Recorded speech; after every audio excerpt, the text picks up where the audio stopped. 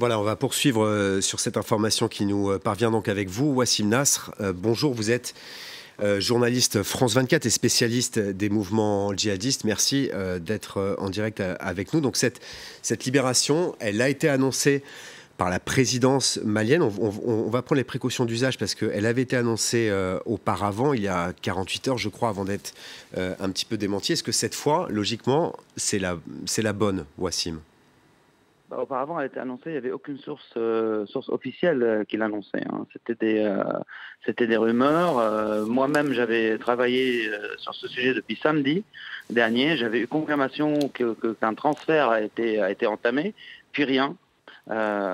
Pendant une journée à peu près, la journée d'hier, jusqu'à là, il y a 2 heures à peu près, on commençait à avoir de sources sur place, l'info comme quoi ils ont quitté Tessalit et que c'était en bonne route, jusqu'à l'annonce bien sûr de la présidence malienne qui officialise finalement la chose. Ça a pris du temps, c'était prévu que ça arrive plus vite que ça, c'est pour ça qu'il y a eu cette période de flou, de trouble, mais finalement, je pense qu'on peut affirmer maintenant qu'ils sont libres. Avec Sophie Petronin, il y a une autre personnalité d'envergure qui aurait été libérée. Il s'agit de l'opposant malien Soumaïla Cissé. Wassim, ça fait 4 ans maintenant que Sophie Petronin a été détenue, retenue en otage. Qu'est-ce qui a pu changer la donne ? Est-ce que le changement de régime au Mali peut y être pour quelque chose ? Non, je pense pas que c'est le changement de régime parce que tout a été acté donc les négociations ont été ouvertes en avril pour la libération et pour trouver un arrangement en tout cas. Et je pense que Sophie Petronin a profité du deal qui a été fait concernant l'opposant Cissé. Parce que d'ailleurs les djihadistes voulaient déjà elle était très malade, hein, donc elle devenait Ils voulaient la libérer, mais ils voulaient trouver aussi leur compte avant de la libérer. Moi, j'avais posé la question particulièrement sur son cas au chef de la Choura d'Aqmi, sur son sort, et il m'a dit on est prêt à les libérer contre la libération des nôtres qui sont dans les prisons à Bamako ou ailleurs. Et finalement, on a su pendant le week-end qu'il y a eu des libérations de prisonniers, ce qui répond aussi à cette demande des djihadistes, sachant que parmi ceux qui ont été libérés, il n'y a pas que des djihadistes. Il y a une minorité de djihadistes, mais beaucoup de gens qui étaient impliqués de loin ou de près par rapport à l'insurrection au Mali et qui ont aussi profité de ce mouvement-là. Mais le plus important, c'est la libération de l'opposant malien, Cissé, et j'imagine que Sophie Petronin a profité de cette dynamique-là, qui va finalement aussi profiter à la junte, qui va pouvoir avoir ça à son crédit. Donc la libération du premier opposant du pays en politique, mais aussi de la dernière otage française, sachant que l'armée française est très active au Mali, s'il faut le rappeler. Wassim, vous avez évoqué la libération de prisonniers. Est-ce qu'on a une idée de l'ampleur de la contrepartie à cette libération donc, de Sophie Petronin et de Soumaïla Cissé? Est-ce qu'on sait combien de prisonniers ont été libérés et quel profil ils ont? Les chiffres varient entre 180, 160, 180 et 200. Je n'ai pas de chiffres précis à vous donner. Et je sais qu'il y a, sans entrer dans les noms, il y a quelques têtes d'affiche djihadistes, donc djihadistes importants, on en a peut-être 3 ou 4.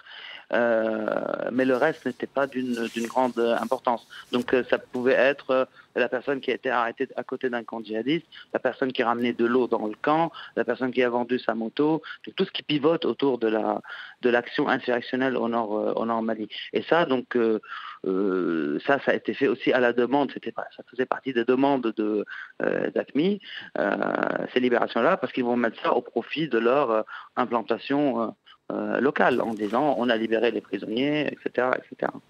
Mais encore une fois, il faut vraiment essayer de voir qu'il n'y a pas eu 200 djihadistes libérés. Il y a eu 200 peut-être personnes libérées, détenues, avec une minorité de djihadistes parmi eux et quelques grands noms. Vous l'avez dit il y a quelques instants, les négociations duraient depuis des mois. C'est une question double en quelque sorte. Qu'est-ce qui fait qu'à un moment, pourquoi est-ce que ça prend autant de temps et qu'est-ce qui fait qu'à un moment, apparemment, ça se débloque? Qu'est-ce qui a pu jouer concrètement dans cette libération? Par rapport au transfert ou par rapport à sa détention depuis 4 ans? Non, dans les négociations qui ont abouti à cette libération. Bah, écoutez, avant, il faut savoir que ça veut dire quand elle a été prise, il y a un moment, jusqu'en la dernière preuve de vie, elle était très diminuée, et donc Al-Qaïda a dit il faut absolument qu'on la libère, donc que la France paye une rançon pour sa libération. Et la France ne voulait pas payer de rançon, ne voulait pas rentrer dans ce genre de négociations. Décembre 2018, Al-Qaïda a dit on ne veut plus négocier le sort des djihadistes via la France, parce que la France ne négocie pas, etc. Et on arrête les négociations. Jusqu'au moment, encore une fois, où j'ai pu interviewer le patron de la Shoura d'AQMI et qui a réouvert la porte, donc c'était en avril-mai 2019, en disant on est prêt à libérer Sophie Besrouna contre les détenus qui sont dans les prisons. Et ça a redynamisé les négociations qui prennent toujours du temps. Donc quand on dit négociation pour libération d'otages, il y a une myriade d'intermédiaires entre les intermédiaires. Donc c'est quelque chose de très compliqué, et ça dépend de la dynamique locale, ça dépend des opérations militaires, et ça dépend de plusieurs choses. Mais encore une fois, je pense que la dynamique qui a profité aujourd'hui à Sophie Besrouna, c'est surtout la libération de Cissé. Merci Wassim Nass, on suivra cette question avec vous. Merci. Bien sûr, je rappelle que vous êtes journaliste France 24 et spécialiste des mouvements djihadistes.